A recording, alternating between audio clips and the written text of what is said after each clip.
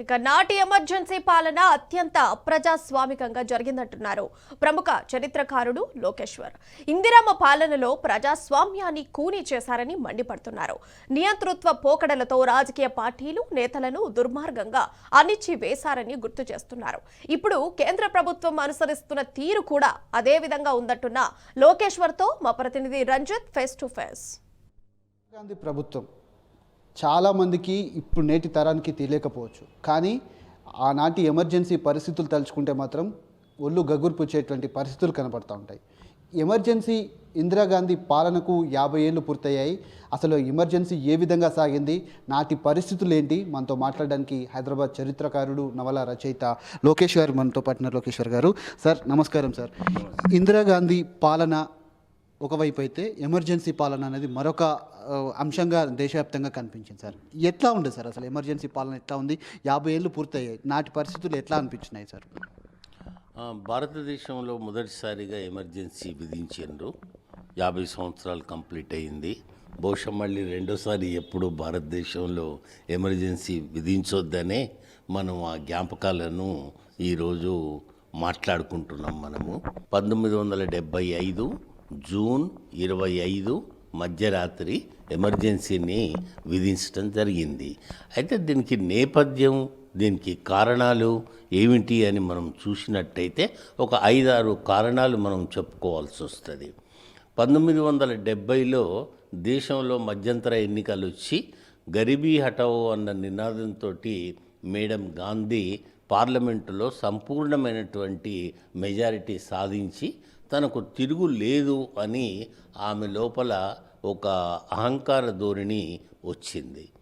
అయితే ప్రజలు కూడా ఏమనుకున్నారంటే గరీబీ హటావో నినాదం, సోషలిస్టు నినాదాలు, బ్యాంకుల జాతీయకరణ మరియు రాజభరణాల రద్దు, ఇట్లాంటి సోషలిజము చర్యల వల్ల ఆమెకు ఒక పెద్ద మద్దతు దొరికింది ఆమెకు.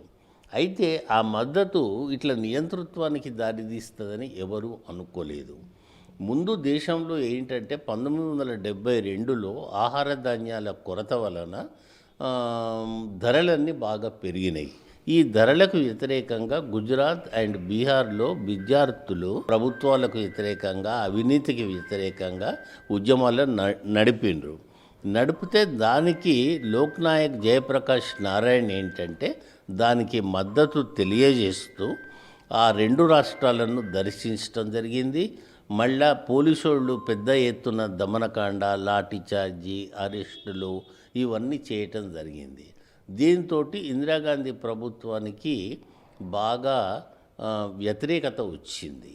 ఇదే కాకుండా అదే టైంలో 1973 ఆ ప్రాంతంలో 18 లక్షల మంది రైల్వే కార్మికులు సమ్మె చేసిండ్రు.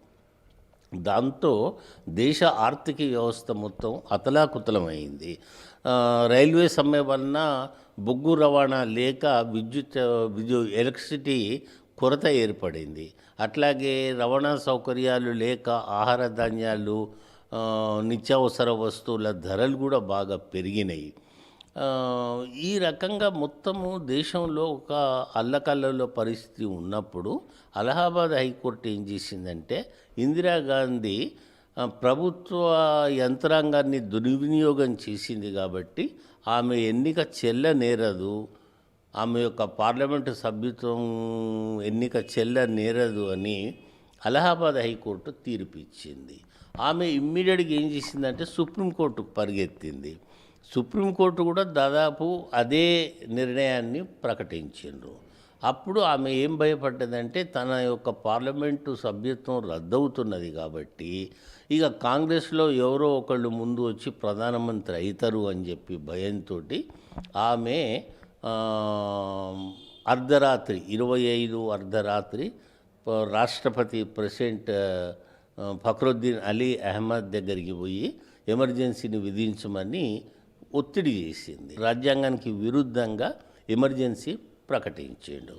అంటే దేశ ప్రజలు 25 రాత్రి ప్రజాస్వామ్యంలో నిద్రపోయి 26 పొద్దున నియంతృత్వంలో మేల్కొన్నారు. ఆ అర్ధరాత్రి గొప్ప గొప్ప నాయకుల అరెస్టులన్నీ జరిగినాయి. జయప్రకాష్ నారాయణ్, మధులిమాయే, మొరార్జీ దేశాయి, ఎల్కే అద్వానీ, వాజ్పేయి, ఇంకా అనేక మంది మార్క్సిస్ట్ పార్టీ నాయకులు, అనేక సంస్థల నాయకులు కూడా అరెస్ట్ కావటం జరిగింది. దేశమే ఒక పెద్ద జైలుగా మారిపోయింది. పూర్తిగా ఈ ఎమర్జెన్సీ వచ్చిన సందర్భంలో రాజకీయ పార్టీల అణిచివేత కావచ్చు, నేతల అణిచివేత అనేది కూడా బాగా జరిగినట్టుగా తెలుస్తుంది. ఎందుకు సార్? కదా, వేలాది మందిని జైళ్ళలో పెట్టిండ్రు, అనేక మందిని చిత్రహింసలకు పాలు చేసిండ్రు. రాత్రి జైళ్ళన్నీ నిండిపోయినాయి.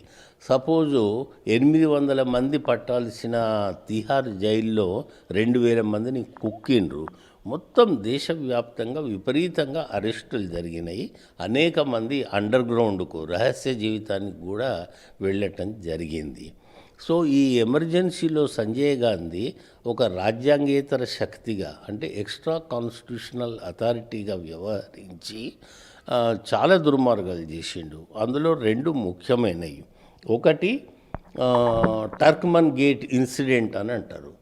అంటే టర్క్మన్ గేట్ అనేది జామా మసీద్ దగ్గర ఒక పెద్ద స్లమ్ ఏరియా, ఎక్కువ మంది ముస్లిమ్స్ నివసిస్తారు. స్లమ్ ఏరియాని మొత్తం తీసేసి అక్కడ పెద్ద పెద్ద హోటల్స్, పార్కులు కలపాలని బై ఫోర్స్ బలవంతంగా అక్కడ ప్రజలను ఖాళీ చేయించిండు.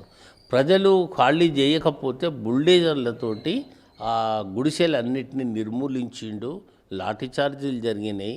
ప్రజల మీద చాలా అత్యాచారాలు కూడా జరిగినాయి. నాటు అరెస్ట్ అయినటువంటి జయప్రకాష్ నారాయణ కావచ్చు, మిగతా వాళ్ళు కావచ్చు, జయప్రకాష్ నారాయణ గారి పాత్ర ఏ విధంగా ఉంది సార్ ఆ నాటి పరిస్థితుల్లో? ఆయన గొప్ప సర్వోదయ నాయకుడు. గాంధీ, వినోబా భావే తర్వాత జయప్రకాష్ నారాయణ సర్వోదయ ఉద్యమాన్ని కొనసాగిస్తున్నాడు. యాక్చువల్గా ఆయన నాన్ పొలిటికల్గా ఒక పెద్ద మనిషిలాగా ఉండేవాడు. కానీ దేశంలో జరుగుతున్న అవినీతి, నిరుద్యోగము, యువకుల్లో విద్యార్థుల్లో ఉండే ఆ నిరాశ నిస్పృహలను గమనించి ఆయన టోటల్ రెవల్యూషన్, సంపూర్ణ విప్లవానికి ఆయన పిలుపు ఇవ్వటం జరిగింది. తర్వాత ఆ ఉద్యమాలకు, ఆ అసంతృప్తులకు ఆయన నాయకత్వం వహించి స్వచ్ఛమైన ప్రభుత్వము, మొత్తం క్లీన్గా ఉండే ప్రభుత్వం రావాలి అని చెప్పి ఆయన విద్యార్థులు, యువకుల వైపు నిలబడ్డాడు. ఇక వాజ్పేయి, అద్వానీ వాళ్ళు చాలా గొప్ప నాయకులు. జార్జ్ ఫెర్నాండెజ్ గొప్ప ట్రేడ్ యూనియనిస్ట్. ఆయన 18 లక్షల మంది రైల్వే కార్మికులకు ఆయన నాయకుడు. ఆయన ఒక్కడే కాదు, ఇంకా చాలామంది, మధులిమాయ ఉన్నాడు, ఎస్ఏ డాంగే ఉన్నాడు రైల్వే కార్మికుల సమ్మెలో. కాబట్టి అప్పుడు దేశంలో పరిస్థితి ఒక గొప్ప అల్లకల్లోలంగా ఉండింది. ఆ అల్లకల్లోలాన్ని తట్టుకొని సాల్వ్ చేసే శక్తి లేక మేడం గాంధీ ఎమర్జెన్సీని విధించింది. వాస్తవానికి బీజేపీ రాజ్యాంగం ఉల్లంఘనకు పాల్పడుతుంది. వైలేషన్ ఆఫ్ ఇండియన్ కాన్స్టిట్యూషన్కు బీజేపీయే ప్రయత్నిస్తున్నది.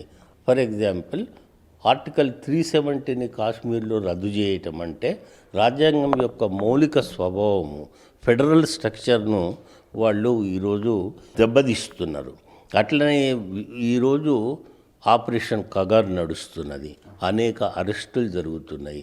ఇవన్నీ అన్డిక్లేర్డ్ ఎమర్జెన్సీకి ఉదాహరణలు.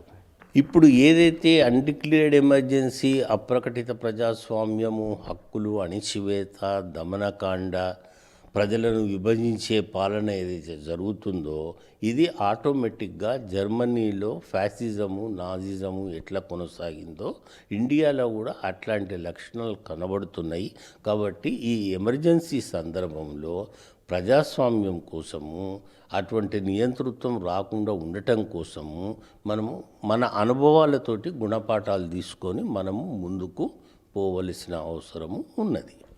ఇది వారు చెప్తున్నటువంటి పరిస్థితి కనబడుతుంది. పూర్తిగా ఏదైతే ఇందిరమ్మ రాజ్యానికి సంబంధించినటువంటి అంశంలో కూడా ఆ 50 ఏళ్ళు పూర్తయింది. నాడు ఆ నేతల అణిచివేత కావచ్చు, రాజకీయ పార్టీల అణిచివేత కావచ్చు, ఎంతో గొప్ప మంది నాయకులు కూడా పూర్తి స్థాయిలో అరెస్టులు చేయబడ్డారు. వాళ్ళందరినీ కూడా నిర్బంధించినటువంటి పరిస్థితులు ఉన్నాయి. కానీ నేటి సమాజంలో కూడా ఇప్పుడు ఉన్నటువంటి కొన్ని పార్టీలు కూడా అదే ధోరణిలో వెళ్తూ ఉన్నాయి. వర్తమానం పైన ఖచ్చితంగా మాట్లాడుకోవాల్సినటువంటి అవసరం లేదు. కానీ నాటి పాలనకు నేటి పాలనకు కూడా కొంత పొంతన అనేది పొసగట్లేదు. పూర్తిగా అదే విధంగా కొంత కొనసాగుతుంది. కాబట్టి ఖచ్చితంగా ప్రజాస్వామ్యాన్ని కాపాడే విధంగానే ఏదైతే పాలకుల వ్యవహార శైలి ఉండాలంటూ కూడా తాను ధీమా వ్యక్తం చేస్తా ఉన్నారు. కెమెరామెన్ శ్రీధర్తో కిరణ్, టీ న్యూస్, హైదరాబాద్.